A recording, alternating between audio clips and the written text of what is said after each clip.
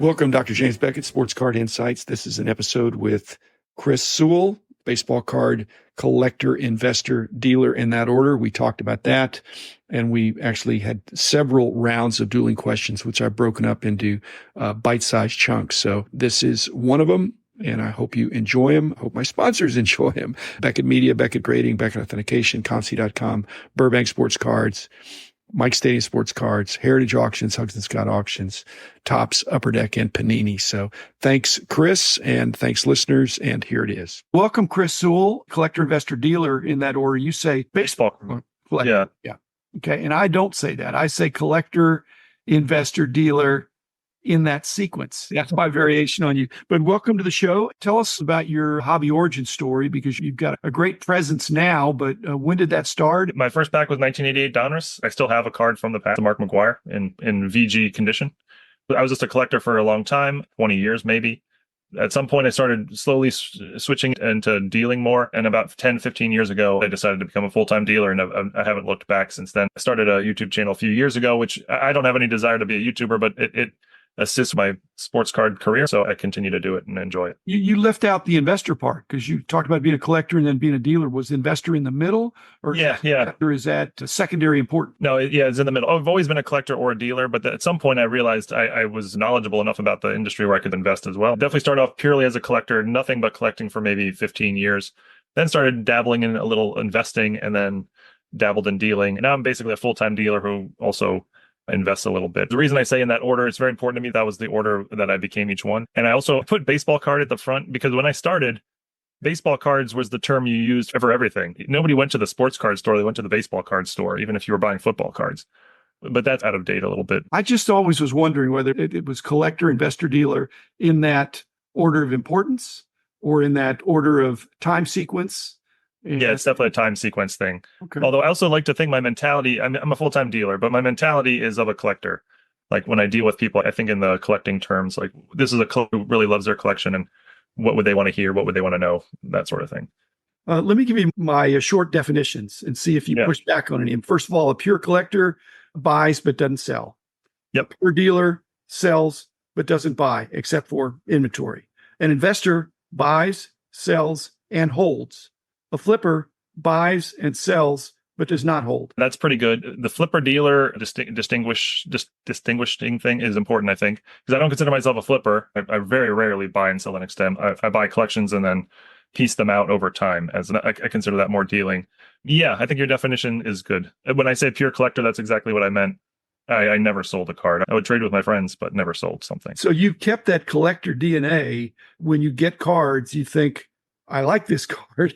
And the investor part is, this is a good card. It's worth something. It might be worth even more later. And the dealer part is to get the flow of cards and collections. I'm reselling some stuff. The investor is exactly right. Once in a while, I'll just have a card and be like, this seems like it's not worth enough, or it seems like it's more likely to be worth more in the future than now, so I'm going to just hold it. That's all I think of in terms of investing. The collector and the dealer, they're opposite if you don't know any better. But to me, they're the same, because I get to have lots of cards and play with cards, and that's all I really want to do. The only difference is, as a dealer, I don't keep them forever. But otherwise, everything about it's the same. I get to put sets together. I get to buy cards I enjoy. I get to go through collections. I get to pull cards out for grading. I get to do all the fun things the collector gets to do. I just don't hold them as long as when I collected. But not a flipper. Not really. Once in a while, there'll be a flipping opportunity, but that's not part of my strategy, no. I thought you were buying collections more than buying cards. Hey, I basically buy mostly collections, yeah. But then that necessitates looking at that collection and figuring out which are the cards that potentially are collectible, potentially investable, potentially dealable. Do you put them in three categories like that? Yeah, except there's not really a collectible category for me anymore. The buying the collection is collecting for me. As a dealer, I buy a collection and I get to go through it and play with it and sort it. And that's what I always enjoyed about the hobby as a collector. So I get to do that for a living now as a dealer. So to me, those two things are very similar, even though they have opposite definitions. It's a good way to do it. And I think a lot of dealers do it that way. A famous counterexample, though, is Alan Rose and Mr. Mint. Yeah. Every deal that he did, even though he really was a pure dealer, I think, not an investor and really not a collector, but he always cherry picked one item out of each collection, every find that he got. He'd set one nice thing aside as a memento. That's cool. That was just his philosophy. So you still have some vestige of collectors. If you weren't an investor, wouldn't you just be divesting everything, thinking everything would be for sale immediately right now? Like me, you're thinking, I'm not going to sell this wine before it's time because it's not ripe yet. And the stuff that I don't enjoy, I'm much more likely to sell right away. Whereas the stuff I really enjoy, I need to sell this because I need to get my money back, but I want to hold on to it for a little while. I'll sell it a little later. Or has potential to go up, so I'm going to hold on to it a little bit before I sell it. There's a lot of that, yes. The impression I get is that you really love the way you hobby. So you're not trying to copy anybody else. You've stumbled on or you've iterated towards something that works for you, that you really enjoy, that fits your skill set, and you're having a great time with it. I appreciate that, and I think that's how I would describe it. The way I loved collecting when I was a pure collector, that's what I do today, most of my day. But yeah, I've turned the thing I really enjoyed and figured out how to make it a living. Adding a few things I don't love. I don't love listing cards on eBay and shipping and stuff. But for the most part, most of what I do is exactly what I want to be doing. So that's a great way to describe it. The other point I'm trying to make is that I don't think you're a copycat. Yeah. This is a way to do it. You have a certain set of skills and you are doing something that's working. Too many other people in the hobby are trying to find out what's the formula or what's the recipe or how can I do this? I think you've created your own system. You have to have a system, and I want to get into that. But anyway, we're doing questions. In the 80s and 90s, how did Beckett Monthly Magazine sort of determine prices? I know they were based on dealer input, but what was the process of gathering that data? Today, all that data would be calculated by computers, but did you just call a bunch of dealers on the phone every month, or did you go to shows and talk to them? How did you figure out what a 1966 Juan Marichal should sell on the low end and high end back in the 80s and 90s before we had all this data information? Was it a big team of you? What was the process? Yes, all of those things, and the team. When it started out, there weren't as many cards. Yeah, right. Didn't have as big a team, but we were trying to hit the major shows on the West Coast, Midwest, and East with our employee team of analysts that went out every week. So every weekend we'd have somebody going. We had more than 12, so nobody had to go more than once a month.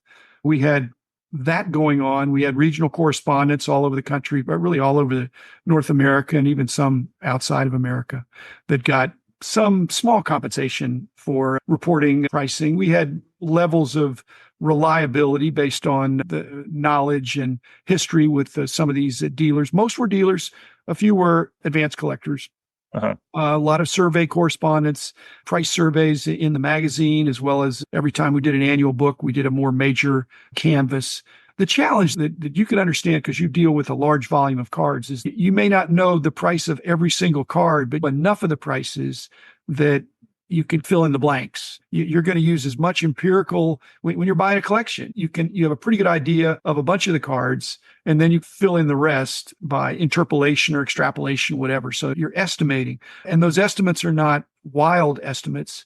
When you have a really good read on some of the data, then it makes it easier to do some of the other stuff. Once you figure out that this set is generally moving up, and you've heard it from all over the country throughout the month, or this player. It's a question of focusing down on a particular card because there were exceptions. I've said we got paid.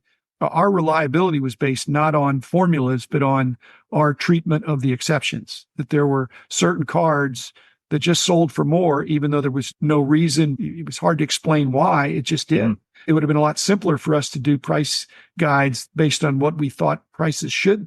We were reliable because we were reporting what prices were for the previous month. The next month, they may have gone up, they may have gone down. We do it all over again. So it really made it easier, Chris, after the first one. Once you have a baseline of prices, did it go up in the last month? Did it go down and go up a little bit, go up a lot? Then, like I said, we could focus more on some of the key cards. Nobody cares if a card went from 10 cents to 12 cents, right? From $10 to $100. And we really tried to nail it. So we're spending more time on the more valuable cards. That's what everybody would do. But we did try to do a comprehensive price guide annually as well as monthly. We did all those things. And if someone said, "Hey, have you done this?" We'd say, "Okay, we'll do that too." In the old days, but it was really hard to get the data, but we worked really hard at getting the data. Synthesizing it was not as hard as what you think. Nowadays, getting the data is easy, but synthesizing it is hard. The system we had back when I was super active wouldn't work now. There's too many exceptions. There's too many SKUs. They're not interrelated. Card Ladder, Market Movers, my old company, anybody that purports to do any kind of pricing information, even Rob Veras and Burbank, anytime you're trying to price a bunch of cards, it gets really difficult when you get in the long tail. You can do comps for $1,000 card, You can't do comps for a dollar card. It's not worth it. It's not worth the time. And yet we felt like every card is like people. Every person is worth some level of dignity. You shouldn't treat any person as a non-person. Every card potentially has value. There are cards that have been almost worthless that the circumstances changed and all of a sudden it was in demand. At the peak, we had 19 price analysts that were full-time. 19. I think maybe one woman, 18 guys at one point that I'm remembering, and they were constantly traveling, constantly on the phone. We were scraping eBay legally, had relationships with all the auction houses. Again, weren't as many cards. There weren't as many dealers. There weren't as many platforms in those days. Now, all those things have exponentially increased. People playing games.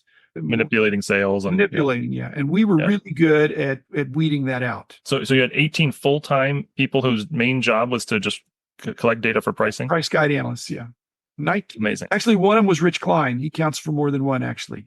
He counts double. Okay, so 20. He counts more than double. And most of them specialized in sports, but they were pretty versatile. They'd help their teammates. Mm-hmm. I was one of them, but after a while, I kicked myself upstairs. But I loved that part of it. It was fun. The part I didn't like is I'm looking at cards without buying. Yeah. Now, if I looked at a collection or a dealer's table, now if I saw something I liked, I could buy it. In those days, it was just trying to figure out what they were selling for. If they're on the table and not selling, then that's data as well. Available and not sold. Right. People would tell me they're selling like hotcakes. So I came by your table yesterday and I came by today. That card's still there. Yeah. Oh, yeah, I put out some more. Sometimes that could have been true, but sometimes it may not have been. So did you design the system for the data collecting, or was that like your team? Or there was no team when I started. So I didn't design the system. I was the system. And you added people to it. Yeah. And then you delegate, but mostly they were like price guide editors, some level of autonomy. I might've been a senior editor, backstopping in some cases because I had a lot of experience, but more and more these guys stepped up and they were immersive. And many are still in the hobby now. They're well-established, respected hobby veterans who could be on my team any day. Amazing. So talk about carving your own path. That's exactly. Yeah, there was no path. That's what I'm saying. I was the first guy to really do a price guide that did every single card. Yeah. Okay. But where I got greater reputation was when I had a team and we did the monthly magazines. And that was just the key cards in the main sets. And that was a lot of fun because that was more manageable. But as you got into the late 90s, the 2000s, the 2010s, just the real estate of the page was difficult. It couldn't be perfectly automated.